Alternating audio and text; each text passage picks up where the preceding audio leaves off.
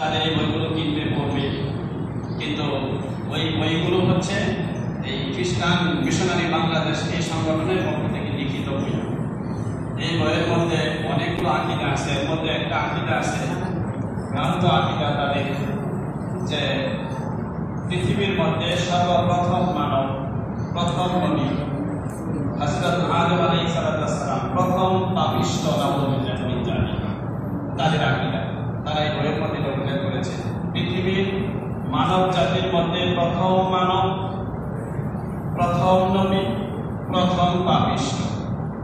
এটা একটা আকীদা দেখার পরে 2 নম্বর আকীদা নিয়ে আসবে যে যেহেতু আমাদের নবী প্রথম মানব, প্রথম মানুষ যিনি, যার বংশধর আমরা সকলেই, সুতরাং উনি পাপিষ্ঠ হওয়ার কারণে ওনার যে বংশধর কিয়ামত পর্যন্ত যারা দুনিয়াতে আসবে এরা সকলেই জন্মগত পাপিষ্ঠ। কত সুন্দর আকীদা তাদের! প্রথম নবী, প্রথম মানব, প্রথম পাপিষ্ঠ।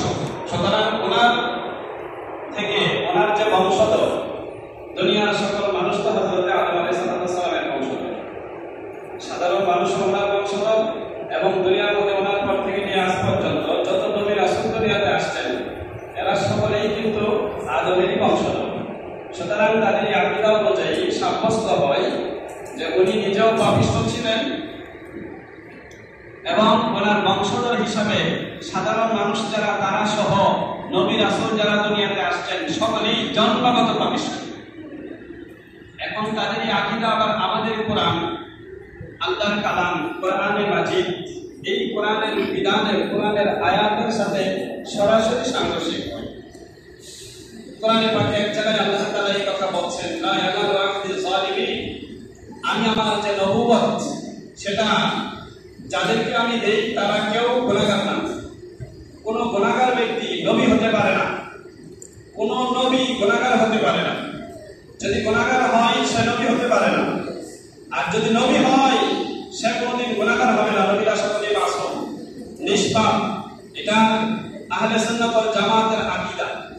আহলে সুন্নাত ওয়াল জামাত ইসলামের নামে যতগুলো দল আছে সকল দলের মধ্যে একমাত্র এই দল, যেই দলটা হলো, যেই দলটার নামকরণ আমরা করে থাকি আহলে সুন্নাত ওয়াল জামাত, শুধুমাত্র মুসলমানদের মধ্যে এই দলটা হলো নাজি, মুক্তিপ্রাপ্ত।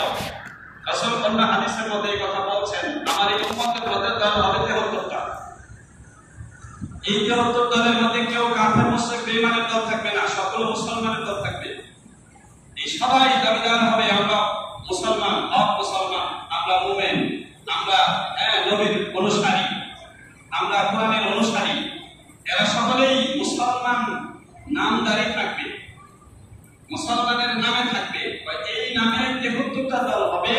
রাসূল নিজেও এই হাদিসের মধ্যে বলে দিয়েছেন যে 73টা দলের মধ্যে 72টা দল হবে ফিনারি জাহান্নাম, এরা জাহান্নামে নিক্ষিপ্ত হবে।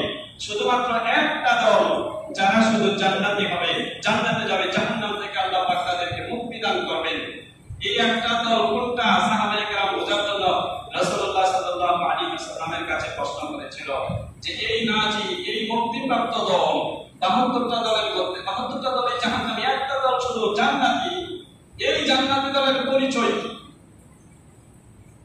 সাহাবায়ে কেরাম জিজ্ঞাসা করার পরে রাসূলুল্লাহ সাল্লাল্লাহু আলাইহি ওয়াসাল্লাম উত্তর দিয়েছেন যে মা আনা আলাইহি ওয়া আসহাবি, মা আনা আলাইহি ওয়া আসহাবি হচ্ছে একমাত্র নাজিয়া, মুক্তিপ্রাপ্ত।